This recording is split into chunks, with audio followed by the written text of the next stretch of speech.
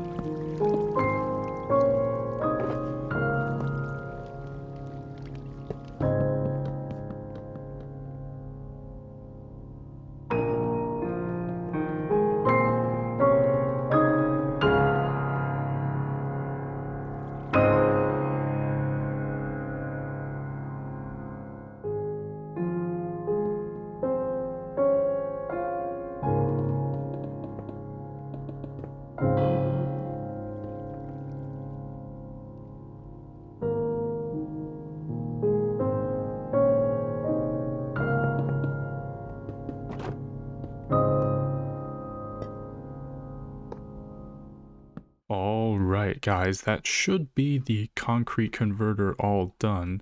I'm just going to come in here to load up some TNT right into our dispenser.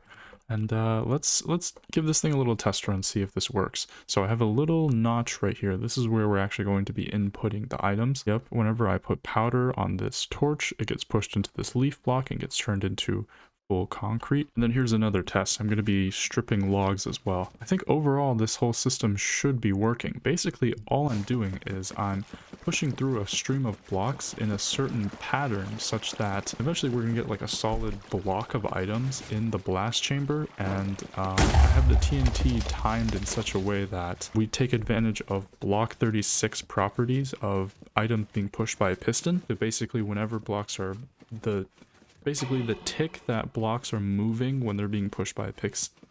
Basically, the tick that a block is being pushed by a piston, it will have a blast resistance of 0. Sometimes the piston pusher will jam up when all of the secondary pistons are pushing inwards. So in order to counteract this, I made this basically a burnout clock that gets updated by a secondary burnout clock. As you can see over there, it's 2 layers of redstone torches and redstone dust. It's able to actually respond to the amount of items that we're putting in, because when we're not stripping logs, it's actually not fast enough. The reason I've slabbed off all of our redstone, including the redstone dust areas, is because it's right next to our resin farm, and creakings can still spawn on redstone dust for whatever reason. The items just get dropped off into this little water stream here where they swirl around endlessly until they all make their way into our chest here. And yeah, as you can see, we have a decent amount of items already, and it is that time of year where all the chests become Christmas presents. I'm recording this on Christmas Day. Merry Christmas to everyone watching. But there is a small issue with this farm. Let's say I want a stack of concrete blocks. When I convert them over, a lot of the blocks are still going to be in the block stream, and they're not going to actually get blown up by the TNT, because it's only every roughly 2.5 stacks that actually get harvested by the TNT. So guys, I think I have a solution, and that is to put a clay converter using mud blocks right here and feed the block stream in to the end of it. So if we have a stack of concrete blocks that are still in the system, we just feed in more clay. And I know what you're thinking. Yes, we already have a mud dripper already. This is probably one of the buildings that I visit most in the city. But the thing about it is it's actually manual harvest. The clay blocks will just end up here and I have to break them all manually. And I actually use a lot more clay blocks and terracotta than I'd originally thought when I made this. So having a much more efficient system, I think, is actually a good thing to do. So without any further ado, let's get started on that farm.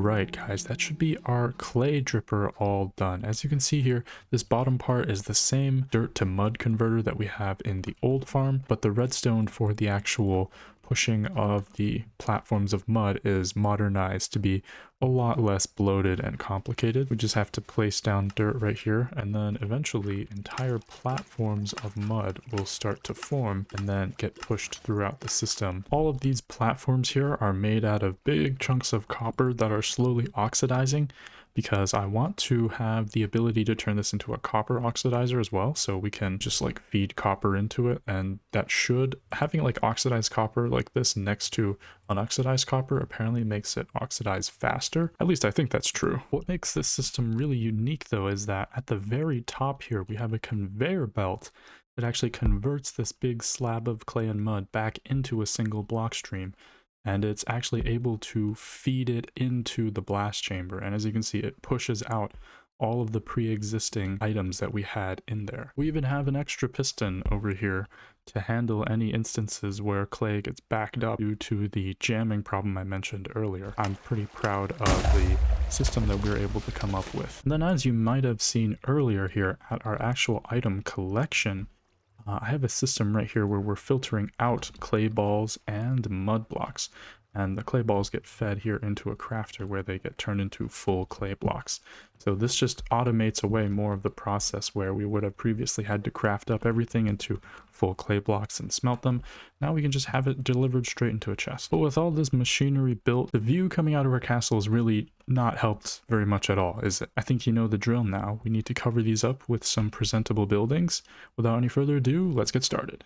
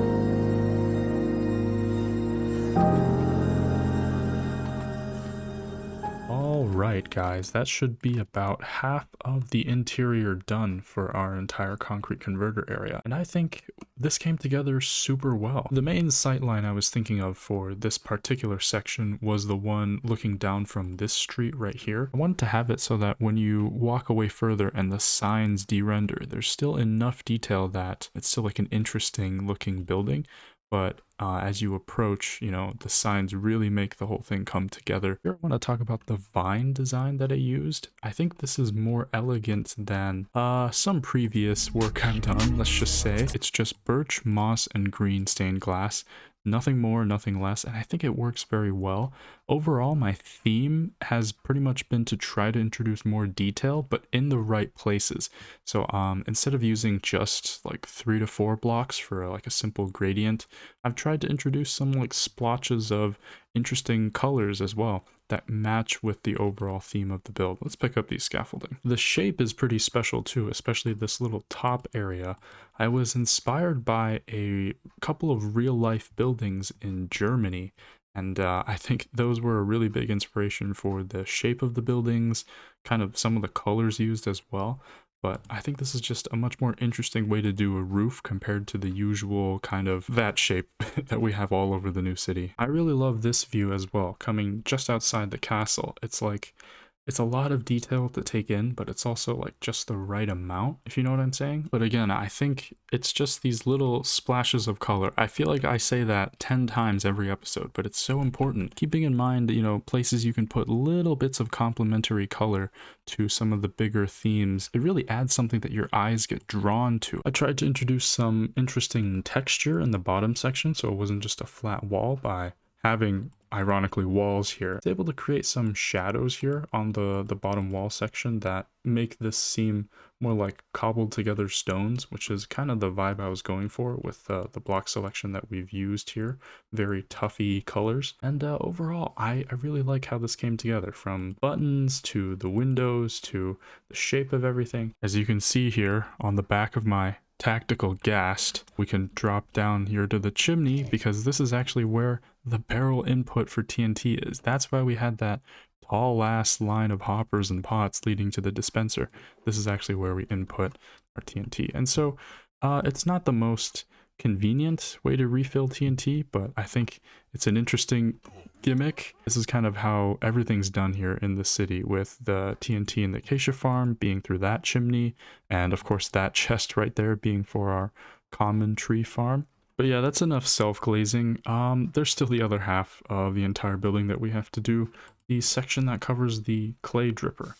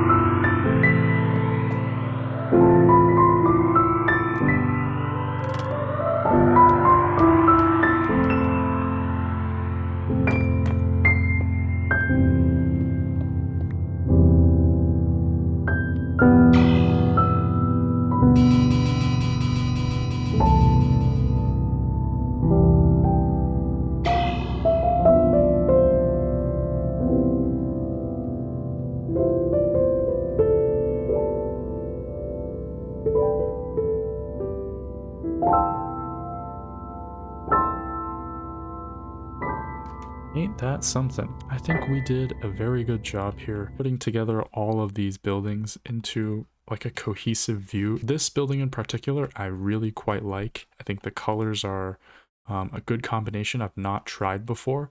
I'm doing a lot of new things here, like using sand blocks, as you can see occasionally here. That's a color I've not really dabbled with in the past. You know, I'm kind of going with like that simpler kind of like checkerboard top shape. That's the same kind of gable here that we implemented in the past for these buildings, but it's just up there on that one as well. I think the red banners here as like drying cloths is something that I kind of want to do more often, like have strings of cloths maybe connected to other buildings. The streets are a little bit wide for that, but you know, maybe across a building, it just adds so much color and it really complements well with the other themes here. This building next to it, this white one, is very similar. I've also done some new things here, like using mushroom stem. I play with the old textures, so unfortunately these don't look as good, in my opinion, as the modern mushroom stem textures. This is what all of this looks like on modern textures. I think it's like much more blended together, which is kind of my main criticism with most modern textures, like especially the prismarine here. It just doesn't, it's not what Minecraft looks like, you know what I mean? But other than that, I really like this view of all the buildings. What I'm not so sure about is this one. This building is actually so huge. I actually need to stand all the way back here to get it all in. Actually, in terms of height, that's not my main issue with it. It's kind of like rounding off the transition towards our castle, which is obviously much higher than the surrounding buildings, but it's kind of pointing towards it. My issue is just with the shape itself. It's extremely rectangular, like to a point where it's kind of like all in your face all at once, just like a big blob. You know what I mean? So I think we could experiment with pushing back this wall one block and we could see what that looks like. Okay, I just tried it in my creative test world. It doesn't make it better. It's not good. I tried to round off the shape a little bit with this wool area here. I don't think it really helps. It's too detached from the building, I think. And when I pushed the wall back, that just made that even worse. I don't know how to fix this situation. If you guys have any suggestions, leave them down below. But yeah, anyways, once again, I focused a lot on the vine here. You can see the comparison I was talking about earlier. This is like green vomit compared to what I've done here. This is more aesthetic green vomit. I added some splotches of like white terracotta. Again, like a little bit of a slightly different color, just to give your eyes something really to gravitate towards. These red roses I might change out for a different flower because they're really saturated, they really stand out. That's another thing with old textures. The rose is like, it's a lot different from the poppy. Now it's a little bit hard to see from here, especially at this time of day. Let me sleep real quick. Now, as you can see on the roof there, I have kind of like the same spikes. I'm not sure what they're called, but the little spikes here that I did on the building from earlier. This is something that I want to do more often, these like gothic embellishments on buildings. My older building styles, like you could really see in this street, didn't have anything like that. Like a lot of these roofs are still just one solid block. And so I wanted to slowly start updating them like I did with this building here. This was originally all black stone and these were slabs, but I changed it over to like a bit of a gradient starting from nether brick and ending at blackstone, and it uses walls in those interstitial areas. So it gives like a straighter edge from down below here, and you know, it's pretty subtle to be honest, but I think it works a lot better. It doesn't stand out as solid blackstone the way it did before in like a sea of gradient roofs. Another thing that I think is pretty funny and that I would like to point out is that many of these windows here are actually not fully blacked out. As you can see, if we hop up here, I actually cut it too close with the redstone. So the redstone line goes right through here. And so kind of on the spot, improvising, I had to find a way to make it look like it was still all blacked out. So I put wool behind the redstone, but from the street level, it's almost indistinguishable. But all right, with that all being said, you know, what use are these buildings if they're not holding anything inside? We just get ported directly into the back rooms of our world here. This place where nobody should be seeing. It's rather liminal. We should get to work right away putting together a presentable interior. Let's get started.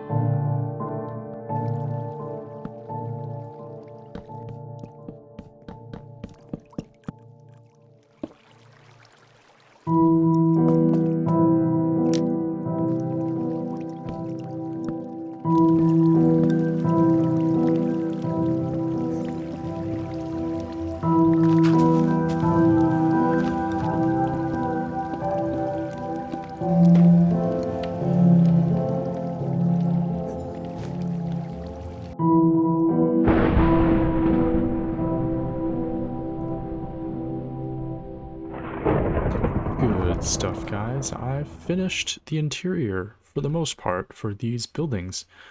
So as you can see, this first part corresponds to this building with the acacia trims and this one with the mangrove trims. This is kind of the main room here where we have our storage access. I wanted to be a little bit more low-key here, so I just have like a little shelf here and then just some pots and candles. My style of interior is kind of very simple for the most part. I don't do any like crazy detailed stuff, but it's just mostly kind of spamming pots and paintings and barrels and all of these things around. This right here is the access to the clay dripper. So I kind of constricted as much of the redstone as possible, but there's still some that you can see here. Of course, some of the decorations here genuinely do have utility. Like we could put dirt and clay and mud in here once we move all of that from our old clay dripper. But yeah, that's this area. I like this little hall here because I was able to make good use of the new shelf blocks along with trapdoors. This is all very tightly fit together. Blocks for the redstone here are like directly behind the trapdoors. And these trapdoors right here are actually the next floor, which I'll go up here. I'm using the other side of the shelf blocks here, which is kind of like an interesting plank of wood look. But that leads us to the second floor. Now, the elephant in the room, the elevation of this room is actually at 1/2 slab. So as you can see, this is like a normal full block. If we had a normal full block floor, it would be like right here. And the reason I did this is because of the resin farm. Once we get up to the second floor, we are officially in creaking territory. So they could spawn literally anywhere that's not slabbed and within radius of the resin farm. And so I had to really walk on eggshells here.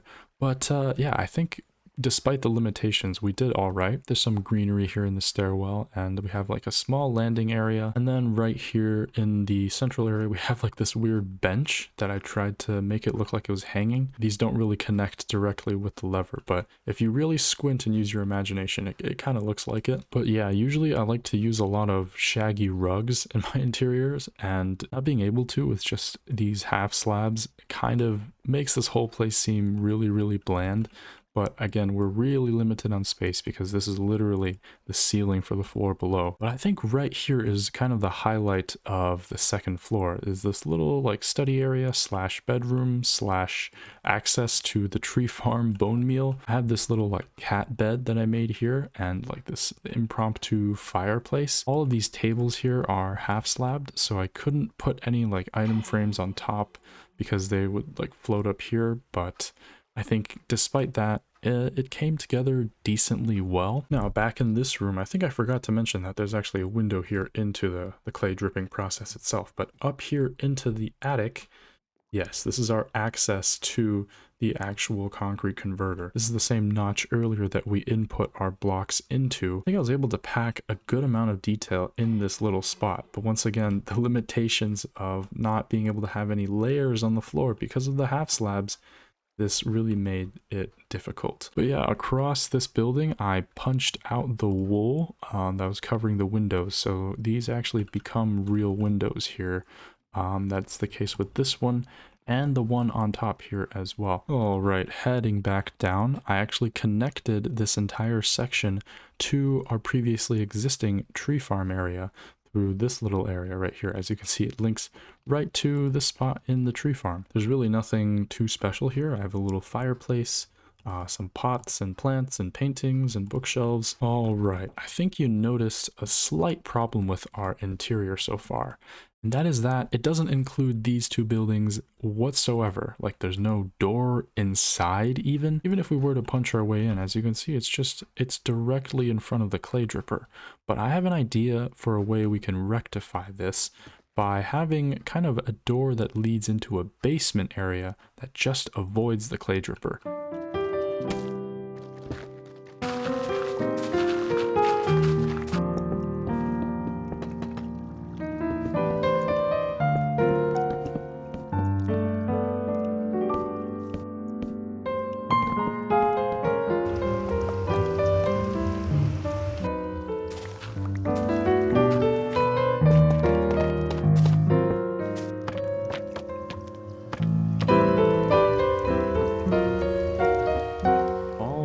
Guys, as you saw in the montage here, we've created this little underground tavern area, and I think this came together pretty well overall. I tried to make like a very rustic feel to everything, so of course the ceiling is made out of like trapdoors and planks that look like boards here, and then there's a lot of wood here in the tables and chairs, and the bar up front here as well, making use of the new shelves here to display some of the drinks that are available. These are just random extra potions that I had lying around. But yeah, there's also another entrance up here which you can access from this building. So this ties together both of those buildings I mentioned earlier. I think this is a really cool area overall. That brings us to today's comment of the day.